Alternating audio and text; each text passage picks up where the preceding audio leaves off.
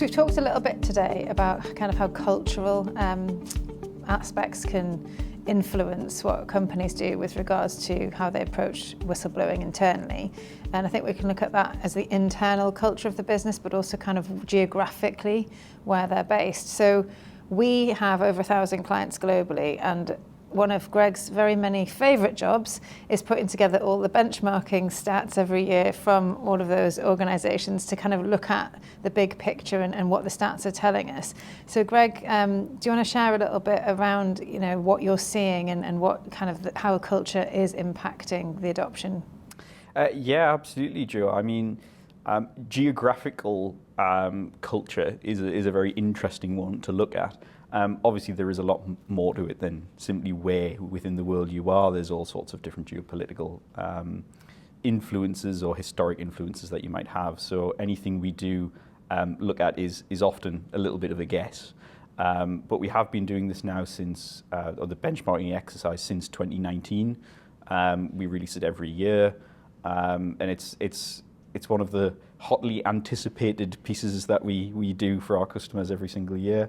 And it really does inform people or help people to understand, is my system working in the way that other people's systems are?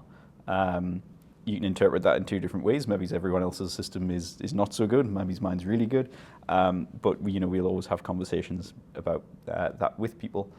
But no, on the specific aspect of culture, you see things that you often think might be a little stereotypical. So things that we see higher rates of anonymity in certain countries than we do in the UK or the US, for example, where we're far more likely to complain about something than some other cultures might be. We see different intake methods depending on where you are geographically. So, Africa have skipped the traditional phone lines, and everyone invariably has a smartphone in lots of the countries. So we see a much higher uptake of web reporting than we do telephone reporting.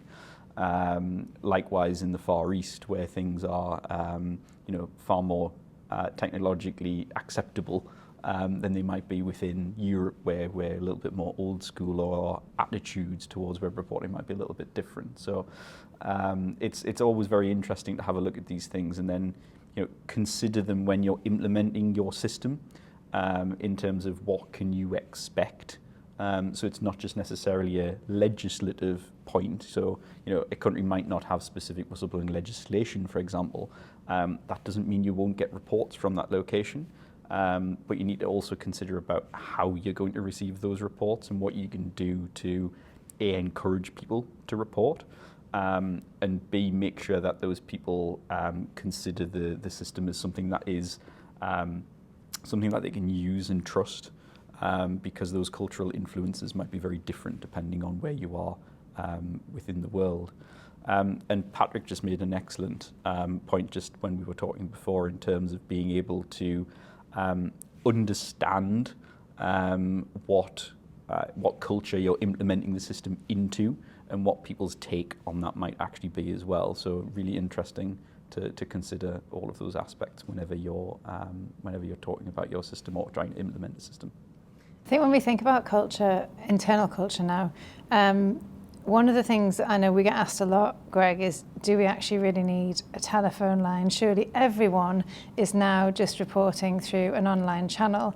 Now we have very definite views Strong on opinions this. on this one, yes. but I think it's a relevant question, but in your opinion, Greg, why do you think it is important? Well, what we always look at, taking my own personal opinion out of it, is we look at what people are doing.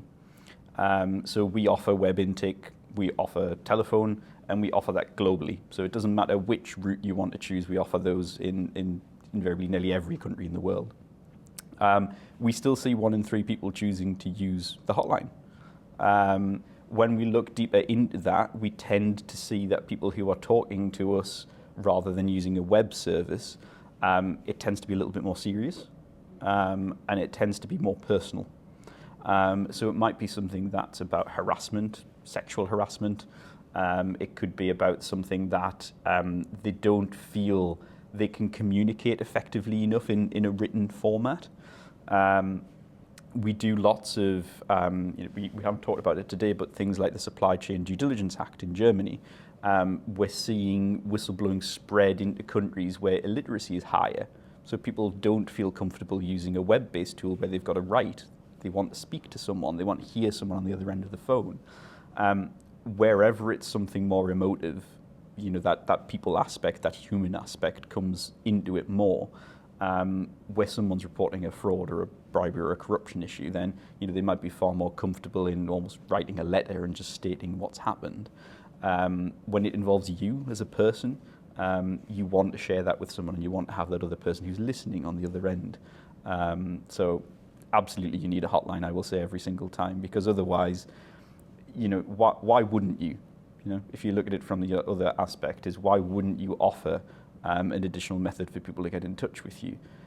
If you're truly committed to making the best out of your whistleblowing system, then you should offer every avenue possible for someone to get in touch with you. And yes, and within the legislation, the EU legislation, it does stipulate kind of voice and web channels. But I know that certain kind of certain organisations interpret that as being a voicemail being sufficient.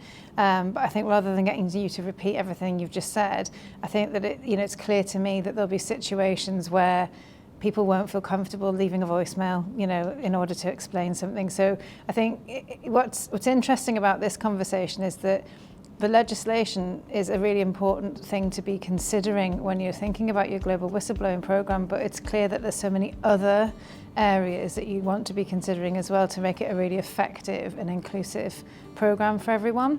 So thank you for that, Greg.